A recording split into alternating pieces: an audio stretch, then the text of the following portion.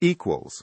The Channel wind carried the taste of salt and smoke over Normandy's battered hills.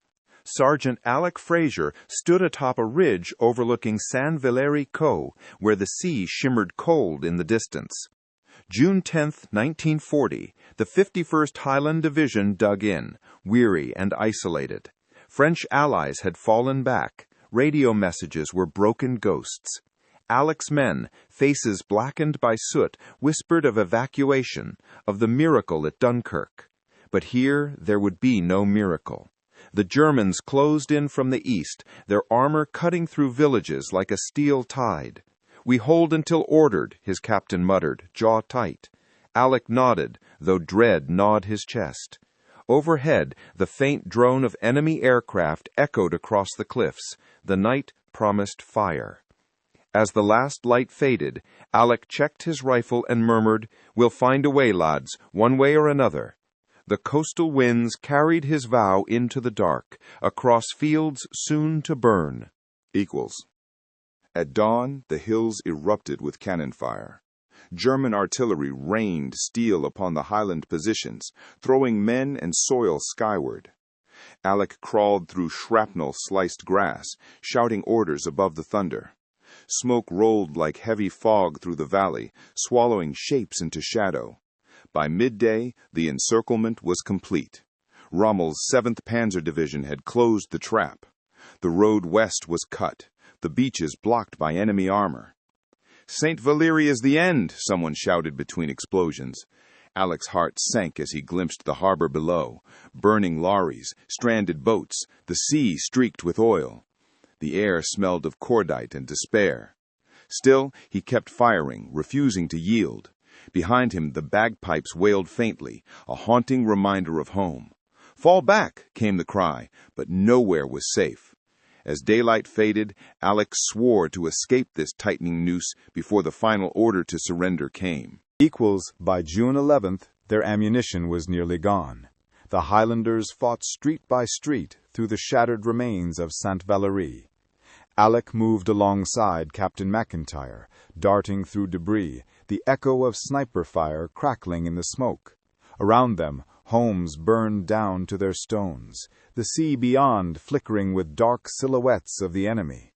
"The French are pulling out," McIntyre rasped, his hand stained crimson. The radio hissed with static, and the message no one wanted to hear. Surrender was being arranged.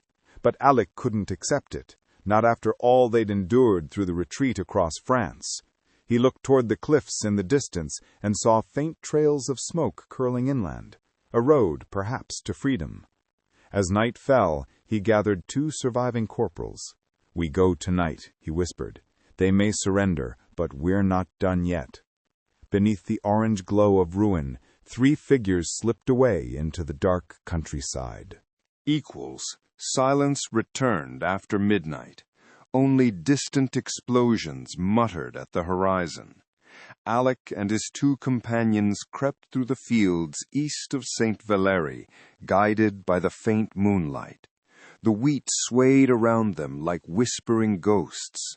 Somewhere behind, the division's last guns were firing their final rounds. He could almost feel the weight of their sacrifice pushing him forward. "Keep low," Alec whispered. They followed a stream north, hoping to reach the coast beyond German patrols. Every rustle of grass pulled their nerves taut. A farmhouse appeared, broken but sheltering. Inside, they found a half-empty bottle of water and a child's wooden toy, haunting markers of lives uprooted by war. Exhausted, Alec slumped against the wall. He pulled out a worn photograph of his family from the Highlands, their farm, their dog, the simple piece of a world now lost, and clenched it tight. Dawn would bring new dangers, but also a flicker of hope. Equals. The morning light revealed a countryside smoldering under occupation. Thin trails of smoke marked shattered villages. Alec led his small group towards Voulay-sur-Mer, moving between hedgerows and sunken lanes. A distant engine growl froze them. A German patrol. They threw themselves into ditches as the armored cars rumbled by, their iron tracks crushing the road. When silence returned, they pressed on, hearts pounding. Near an abandoned chapel, an old French farmer emerged, white flag in hand. "Anglais?" he whispered. Alec nodded. The man pointed west, toward the cliffs. "Boats, small ones." Hope lit their eyes. They accepted bread and water before disappearing back into the hedgerows. Rain began to fall, steady and cold. Alec looked skyward, thinking of their comrades still trapped. "For them," he murmured, tightening his grip on his rifle. Every step now carried the weight of both survival and remembrance. Equals. That night, the sky blazed with moving lights, German search planes sweeping the shorelines. Alec and his men clung to the shadows beneath a sea cliff near Valais. Every sound, the splash of a tide, the cry of a gull, felt amplified by fear. "We'll never make it," one whispered. "We will," Alec replied, eyes fixed seaward.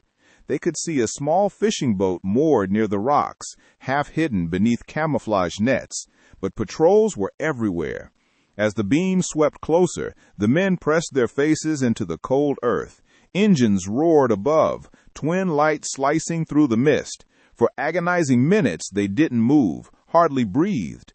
When darkness reclaimed the shore, Alec whispered, "Now." They ran for the boat, mud and salt beneath their boots, hearts hammering like gunfire. The escape was no longer a dream. It was a race against discovery. The pounding of boots on gravel broke their cover. Voices in German barked commands, and suddenly bullets sliced through the dark.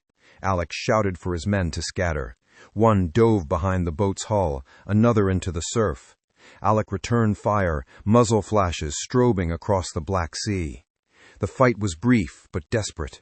Grenades exploded near the rocks, sending shards of stone into the air. "Go!" he roared. They pushed the boat off as tracer rounds whipped past.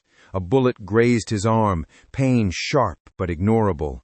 The tide caught the small craft, drifting them seaward. As the shoreline receded into darkness, Alex saw shapes gathering on the cliffs above. Flares illuminated Saint-Valéry far behind, the ruins glowing like embers of a dying fire. "Hold fast, lads," he gasped, blood mixing with salt spray. "Scotland's not done with us yet." The sea carried them onward. Equals. The wind tore at their faces as dawn broke over the channel. The small fishing boat, half damaged and leaking, bobbed helplessly in restless waves. Alec bound his bleeding arm, his companions silent beside him. Smoke from Saint-Valéry still marred the horizon. The division was surely lost. "They fought like lions," he murmured. The youngest of the trio nodded, eyes glassy. Hours passed. Hunger gnawed. Thirst burned. Once they saw a distant vessel. German patrol, too close to risk. Instead, Alec set the small sail with trembling hands, praying for the English coast. The sea, endless and gray, became both enemy and hope. He thought of the highlands, the steady rain, the sound of his mother's voice. "We'll make it home," he whispered, more prayer than certainty. As night descended again, the stars above seemed to guide them, fragile, flickering, but enduring. Equals. On the third day, the coastline appeared like a ghost through the mist. England. Alec could hardly believe it. The cliffs rose pale in the morning sun, and church bells faintly drifted across the water. One of the men wept openly. Their boat scraped against a pebble beach in Sussex, fishermen rushing to aid them.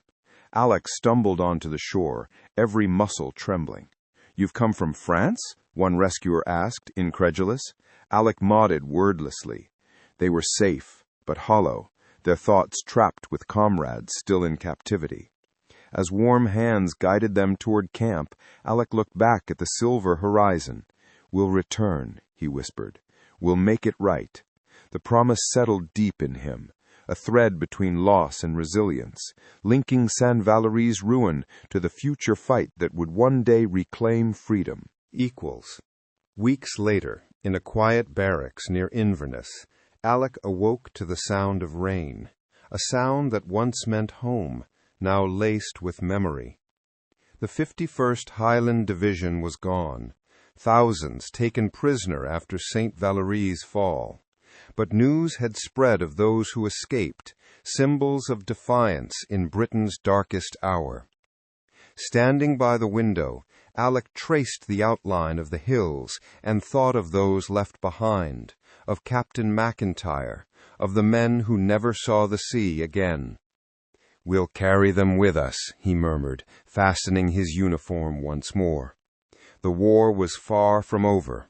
From the north came fresh recruits, young, determined, ready to fight.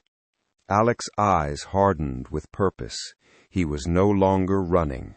The spirit of Saint-Valéry lived on, in every soldier who refused surrender, in every heart that would not bow to fear.